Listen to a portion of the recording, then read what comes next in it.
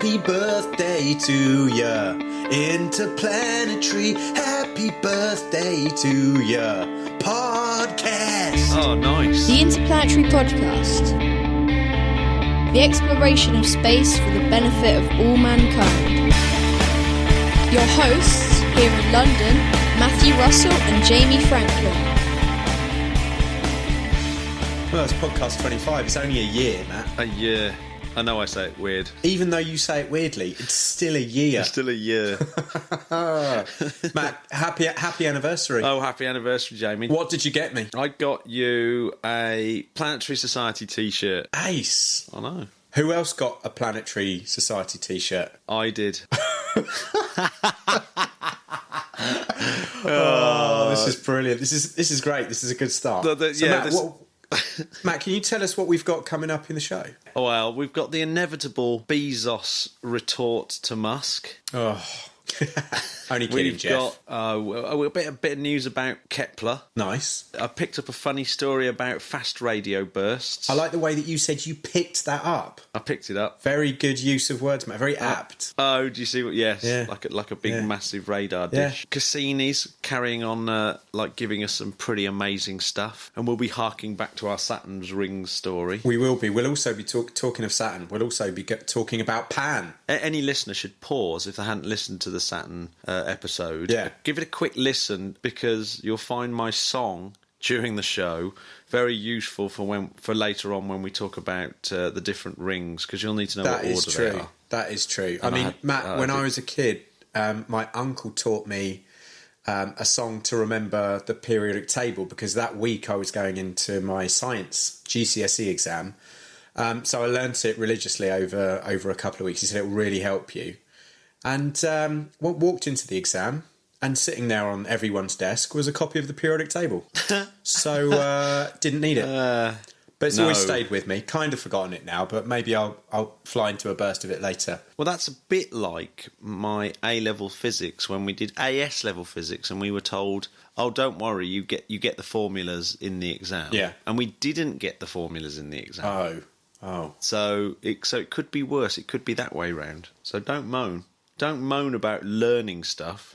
It could always be worse. Could always be worse. You do realise that your story was moaning about learning stuff, don't you? I've been hoisted by my own petard, haven't I, Matt? Do you know what else we're going to talk about? What? We're going to talk about the Neil Armstrong biopic called First Man. How exciting is that? I'm very, very excited about that. And I love this headline: Spuds on Mars. Oh yes, Spuds on Mars. We basically we could finish the podcast now. Yeah, basically that's it. Do baby, and end.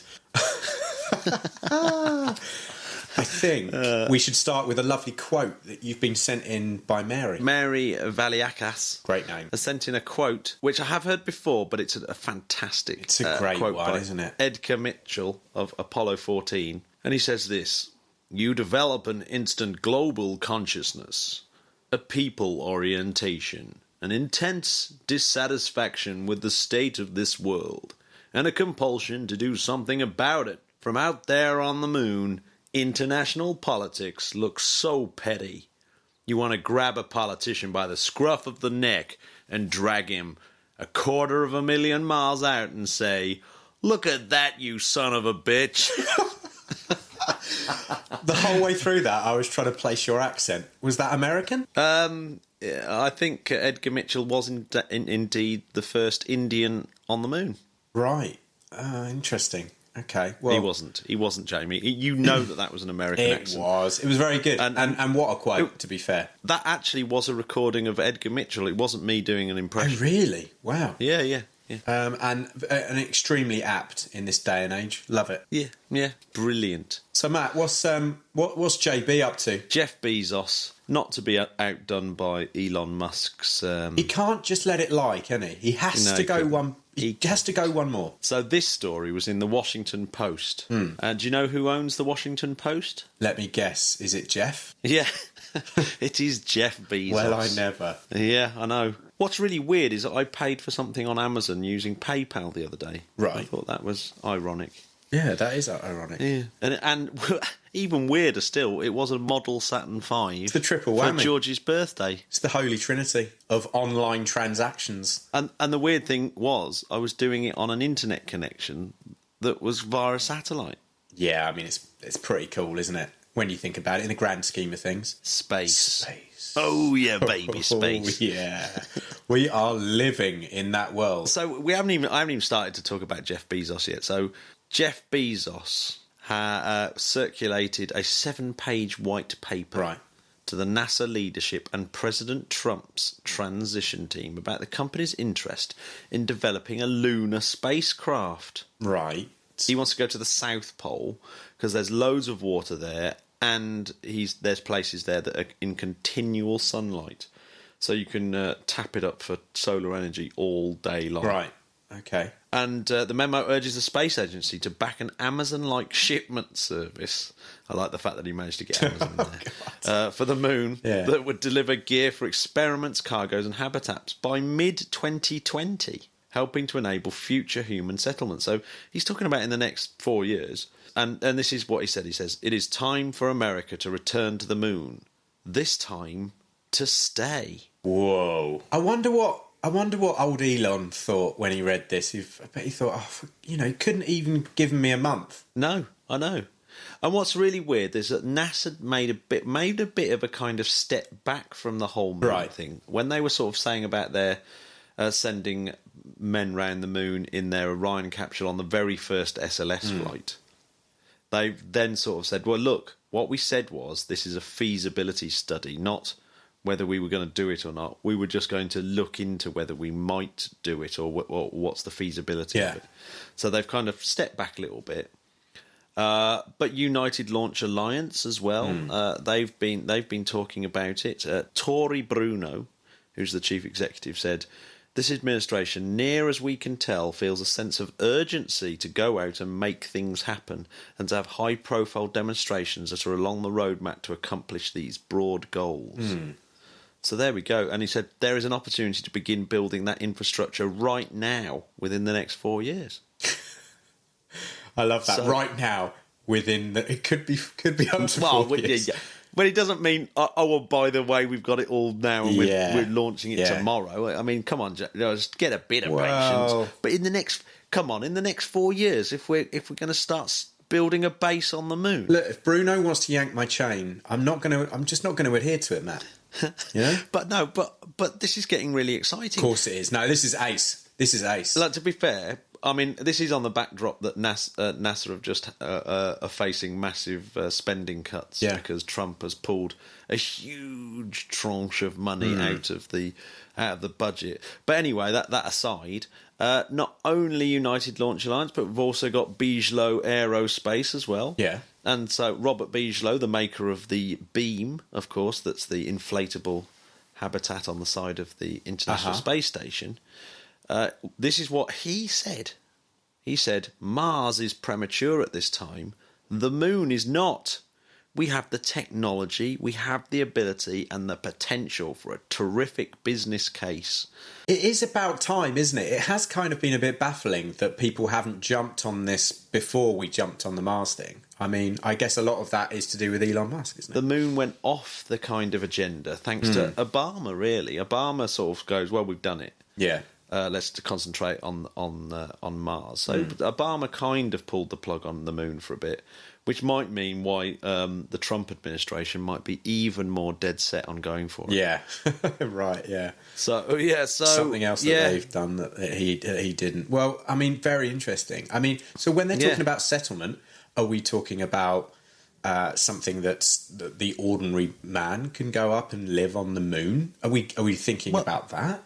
No, I don't. I think it's just scientific. A permanent base. I think it's more like the bases they have in the Antarctic. You know, that kind of. There's huge scientific bases there that are permanently manned by scientists. Matt, are you telling me I can't go to the moon if I have enough money? No, you could go to the moon. Okay. For example, Buzz Aldrin visited the Arctic. Science bases. I mean, admittedly, he's famous, but you can visit them. Okay. You know, and I'm not saying you're not famous, Jamie, Well, because I know that the podcast has made us both incredibly famous and people talk a little about bit me. spoilt. Yeah. Please talk about me, people. I mean, I never used to have a tour manager or an agent or a hairstylist before this show. Yeah, that's true. Yeah. How's the autograph? So coming anyway, along? But Bijlo, I want to get back to Bijlo. So Bijlo's going to build inflatable depots on the moon. That is amazing. Yeah. Imagine seeing those pictures. Bezos added, I think that if you go to the moon first and make the moon your home, then you can get to Mars more easily. And one of the reasons was because there's loads of water on the moon, and of course water splits into hydrogen oxide. So you can also be used for rocket fuel. Yeah, so the moon is a massive gas station in space, as the Americans would say. We would say the moon is a massive petrol station in space. Isn't it just a big bit of cheese? Why do the Americans call it gas when clearly it's a liquid? Yeah, I don't know. Well, I suppose it is gasoline, but still. Yeah. It's not right, is it? Yeah. How do they know I got gas? That's a quote from Dumb and Dumber for my good mate Andy Views. Right. So, Matt, what can you tell me about NASA's Kepler? So yes, one of the things that surprised me about the TRAPPIST-1 story is that it wasn't Kepler that had found that had confirmed these exoplanets and had found the extra ones. Yeah.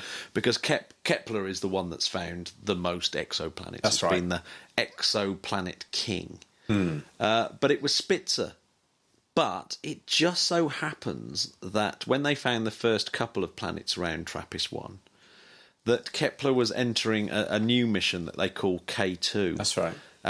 And the reason why it's on this K2 mission is because now its reaction wheels and certain parts of the satellite aren't working as well as they used to. So it's having to do a slightly different mission because it's no longer accurate enough to do its original mission. Yeah. It far exceeded what people were expecting it to do. Yeah. But they've managed to sort of get it to do a little bit more work on this K2 mission. Right. And just before that, they were choosing this one of the missions on the K2 mission, which they were calling Campaign 12.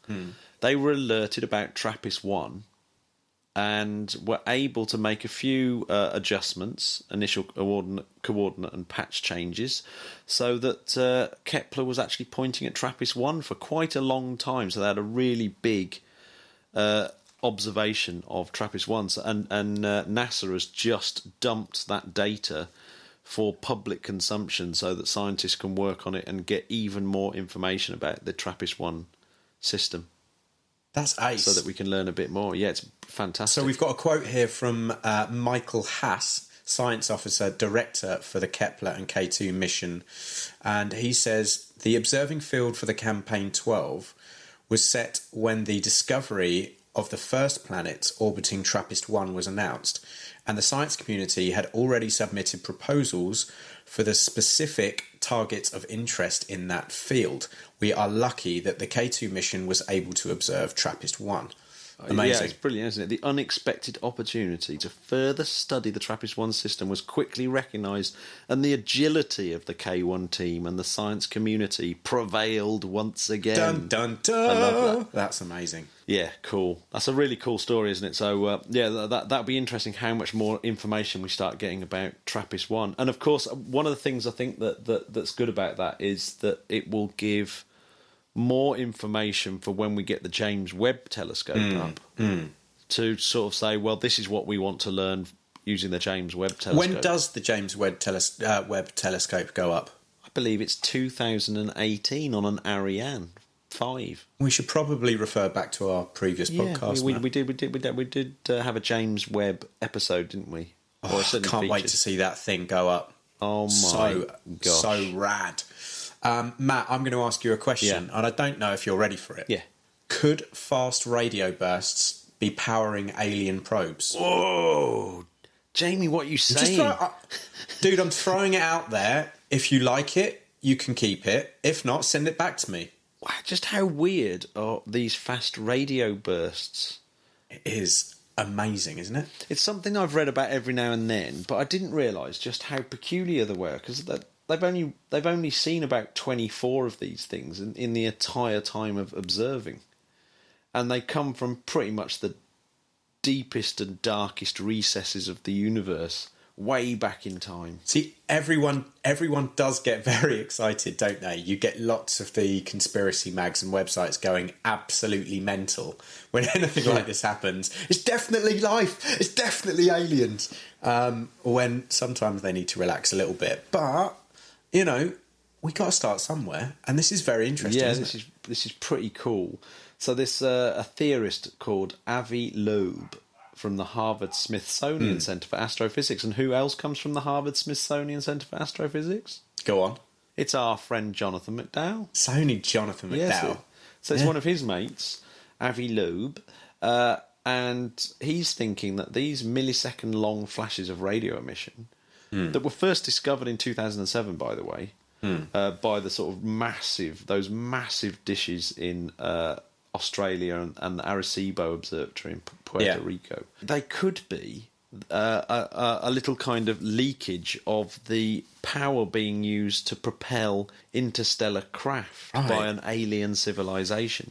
So just like, the Starship breakthrough is powered by lasers, he's basically suggesting that if you had a planet twice the size of Earth that was one enormous solar panel, and then it was liquid cooled, it could generate enough energy to blast out and propel a kind of Titanic-sized interstellar probe that, could house a substantial crew and cargo on interstellar journeys. And that we would only see a brief flash of this leakage because, obviously, all these galaxies are moving in at the same time that we're moving as well. So it would the beam would only sort of cross us ever so briefly while we sort of went through it, and they went past us as well. Yeah. So it works basically, sort of. I mean, at the moment they're obviously looking into it more. I think even he admits that it is very speculative, though. Yeah, absolutely. Yeah, so there are some nice quotes to go with this, aren't there? There's a really good quote that I think actually you can apply to pretty much everything. It's actually fantastic. Go for it. He admits it's speculative, and when he's asked whether he really believes that any fast radio bursts are due to aliens, he replied, "Science isn't a matter of belief. It's a matter of evidence. Deciding what's likely ahead of the time limits the possibilities. It's worth putting ideas out there and letting the data be the judge." Well, I mean, that's just great, isn't it? All he's saying is he's come up with a little theory and he's putting those ideas out there. And if the data comes in and proves it wrong, he doesn't mind. He's not saying this is it. He's just saying, it might be this. And that's why I love science, Matt. That's why I love it, because it's all right if you're wrong. And actually, that's what science is built on. People getting stuff wrong and going, oh, it's not what we expected. It's this. Great. Let's look into that. And sometimes it's more exciting when you're wrong. Maybe we should make a record, Matt, that's called "It's More Exciting When You're Wrong." You heard it here first. Talking of records, we have a winner for our competition last week. Go on, who's won? They didn't send in their favourite podcast. Yeah. There were a few people that sent in their favourite podcast, but only one person got it correct. Right. And what was the correct answer, firstly? Was podcast number 8. Oh, of course it was. Interstellar Travel. Of course it was, yeah. So, because that was my favourite. Yeah, so have you got the lyrics in front of you? Because, the person who won was a chap called Chris Carney, who sent in a song. What? And he's won himself an interplanetary podcast T-shirt. Shut the door. And we'll maybe chuck in a couple of business cards as well. Shut the door. How cool is that?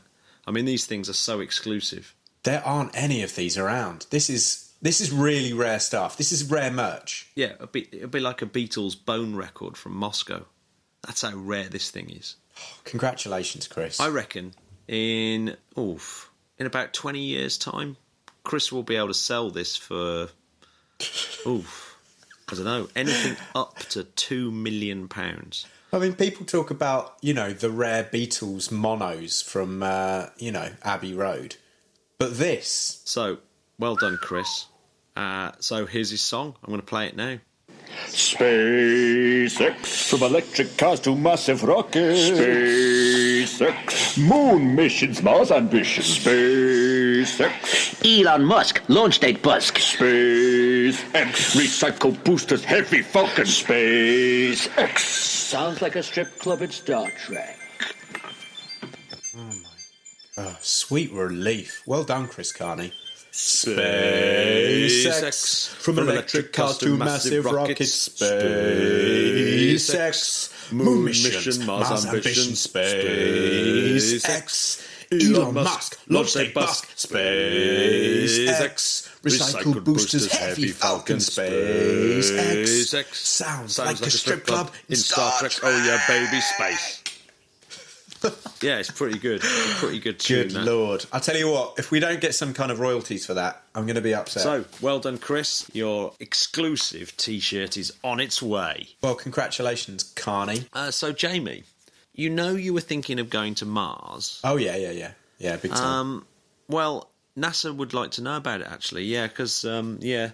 Because the agency have issued a request for information, or an RFI, that basically is asking anyone if they're going to Mars in a spaceship in 2020 and beyond, if they could just let them know, because they want to know if they can leave some stuff with you. Yeah, that's fine. Like to take there. So it's like furthering NASA's human deep space exploration goals will require significant amount of scientific research, and opportunities to collect data on Mars have been rare. Yeah, that's absolutely fine, yeah. Evolving capabilities in the private sector have opened the possibility for NASA to take advantage of commercial opportunities to land scientific payloads on the surface of the red planet. I mean, I'll charge them a fare. The fee will be fair. I'll charge them. This is a bit like put out a Facebook post saying, if anyone's going to Birmingham, can they take my sleeping bag back to my mum and dad's house? It is quite strange, isn't it? Yeah. There's no secrets anymore, is there? So, yeah, Jamie, when you get your spaceship going to Mars, if you can just let NASA know. So, Matt, I'll tell you what I want to talk about. Oh, yes. You know my favourite planet in our galaxy, don't Your you? favourite planet? Earth? Is Earth your favourite planet? Apart from Earth. It's obviously Saturn. Yes, Saturn. And Saturn's got... one of Saturn's moons is called Pan. And the Cassini probe has taken some amazing photos, close-up photos of Pan, and it does look weird, doesn't it? It looks like a fried egg or something. It looks like a piece of ravioli. It is like a flying saucer-esque kind of thing. It's amazing. I'll tell you what it reminds me of. It reminds me of those sweets, flying saucer sweets that you used to get in the shops. Yeah, exactly that, yeah. Which, ironically, is what every UFO conspiracist loves to put up in their photos. So they'll be loving it. This is definite proof. I tell you what, this is very, very similar to the moon that we talked about on the previous podcast. That's right. Where it's a moon that's in between the rings, and this one's in the Encke gap. Or the Encke gap. I don't know how to say it, really. Is that in the outer A-ring of debris? And if you can remember my beautiful song from the Saturn's Ring podcast, which helps us remember the rings. I tried to forget, but thanks for adding that again. So, and it's a bit like, we talked about how the moons kind of aren't quite circular orbits like the rings, and they're slightly more elliptical, and also they're sort of they go a bit up and down. That's right. Apparently this is what's happening and as they sort of go across, they're kind of sweeping up a bit of the ring debris around the side of them. That's so right. they're gathering all this dust around their midriff. So it ends up making them look like a fried egg. It does look weird. They're weird looking things, aren't they? Crazy. Go to our Tumblr and please look at the photos. It's amazing. Now, something else that's awesome, Matt, is the film coming up in 2018 that we briefly touched upon at the beginning of this podcast, called First Man. A Neil Armstrong biopic has finally got its release date, and it's going to be starring the main man of the moment, Ryan Gosling. And it's going to chronicle the life and career of the first person to walk the moon. Yeah, so when is that going to get released? Well, it's meant to be the 12th of October 2018. That's the release date. October the 12th, 2018. Because that's going to be really close to the time that Elon Musk is going to be sending people around the moon. So it's going to... I wonder if that's going to be the film that they watch when they go up. You know, like when you get your meal. You know, the seatbelt sign's turned off.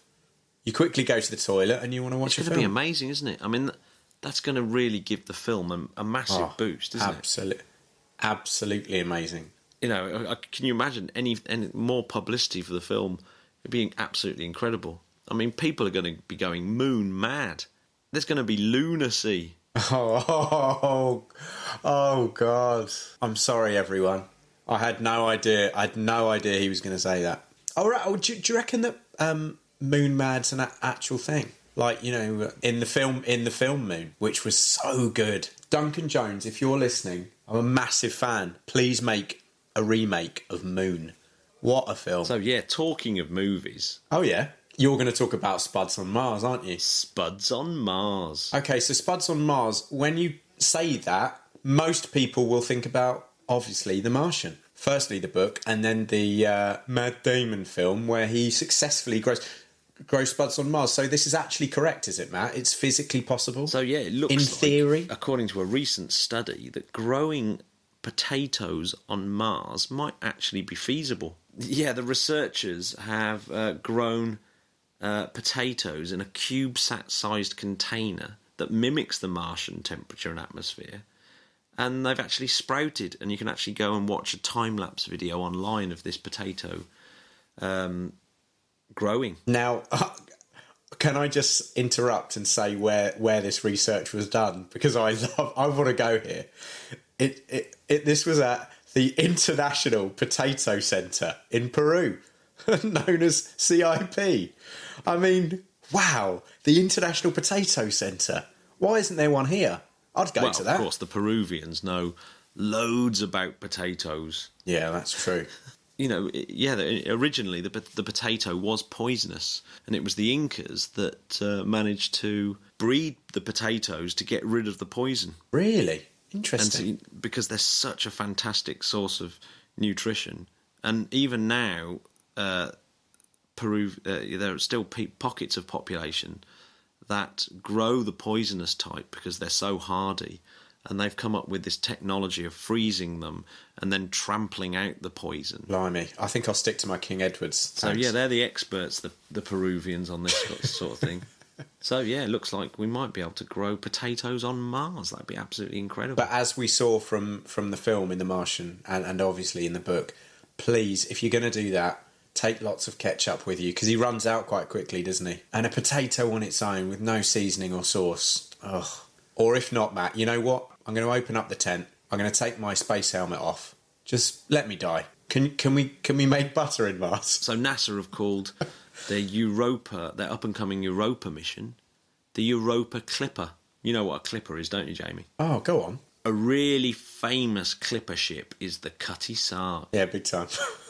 Yeah, and something that trims your toenails. And Matt, that is where the term "I like the cut of your jib" came from, meaning you had a very thin sail at the front, meaning you went faster than the other ships. Did you know that? Little fact for you. It's going to go just like the Cutty Sark. Yeah. It's going to go really, really fast. Every 2 weeks, it's going to whiz past Europa. It's going to do 40 or 45 of these flybys. And one of the reasons is to stay out of the intense radiation near Europa. So it's just going to sort of dive in and dive out, much the same as Juno's doing with Jupiter at the moment. So, yeah, Europa is a very high priority place because it's got a salty liquid water ocean underneath the icy crust. So it could be habitable. And one of the purposes of Europa Clipper is to see if it is. Aha. I mean, it would be mind-blowing. Well, that is interesting. So do we know when this actually might happen, this mission? I'm slightly depressed by the timeline on this. So, oh, go on. It's going to fly. This is going to be like Trappist 1. You're going to say, not in my lifetime. The 2020s. Okay. Yeah, I know. That's a bit disappointing, isn't it? So that's launch. And when would it get to the Jupiter system? Arriving in Jupiter several years later. Yeah, so it arrives several years later. So I'd imagine it's not till the 2030s that we're going to see Come on, NASA. the data of this. What are you playing at? Pull your socks up. Jamie, can you tell me what launches we've got coming up? Well, launches. March the 14th, we have Falcon 9. Yeah, so the Falcon 9, of course, is the one that we've been waiting for. I mean, this satellite's been on the show absolutely loads, hasn't it? The EchoStar. Because, yeah, this is the one that's been delayed and delayed and delayed. So, if it does take off on the March the 14th, that will be pretty exciting stuff. We've just had a Delta 4 cancelled, so I don't think we're going to see that this week, but we might do. There's a really exciting Japanese rocket taking off on March the 15th, which will be a Japanese H-2A rocket. Ace. With a data gathering satellite, a radar satellite for the Japanese government. And a little bit later, just before the next podcast, what we got will be an Atlas V. It's going to be launched on my birthday, 19th of March. Yeah, on your birthday. No, we should fly out. We should fly out to Cape Canaveral. Whoa, Cape Canaveral. Let's just do it. Let's just fly out to Cape Canaveral. Yes, we should. It's going to be absolutely amazing. I saw your legends lined up, and I never felt more powerful. As the mighty Conor Oberst once sang. Well, that's amazing. Do you know what, Matt? I've really enjoyed this podcast. I don't want it to end. So yeah, did I tell you what I was doing today, Jamie? So I was down at the... What's that? I was down at the Olympic Park for a thing called the Run the Solar System. Nice, how was it? And I was working on the British Interplanetary Society stall and chatting to lots and lots of people about space. It was great. Lovely. And we had a proper Sokol space suit, which was brilliant. The kids got so excited when they realised that Tim Peake had worn that exact same space suit. Yeah, lots of people came by and were looking at that and playing with the gloves and the helmet and all the pipes that come off it. And Alistair had bits of satellites, the thermal blankets and stuff like that. And he also had a piece of quartz that they grow, really pure quartz for timepiece, for timekeeping electronics. And they grow this really, really pure quartz. And there's a piece that he had that's about the size of a small book. Really? And it's worth about £25,000. What? It was really cool. Just this one massive big crystal of quartz. That is crazy. Wow. Amazing. So yeah, Jamie, I've just had a text off my mate Christian Stringer going, "What's all this interplanetary blog about?" Really? What? Someone doesn't know about our podcast? Surely not. Can you believe it? So, if you want to know what this interplanetary stuff's all about, you should go to interplanetary.org.uk. Christian, I mean, where have you been? You know, we've been dropping some names in this podcast. I'd like to ask one of our regular listeners, Nick New. I want him to find the best space quote he can find, and then I think we should read it out on podcast 26. So that's your challenge, Nick. I know you're listening. All right, Matt, I think it's the end. The end is nigh. Well, it's been emotional. I'd like to say thank you for listening. Yep. And goodbye. So, we'll see you next week. Thanks very much for listening, as always. Bye. Bye-bye.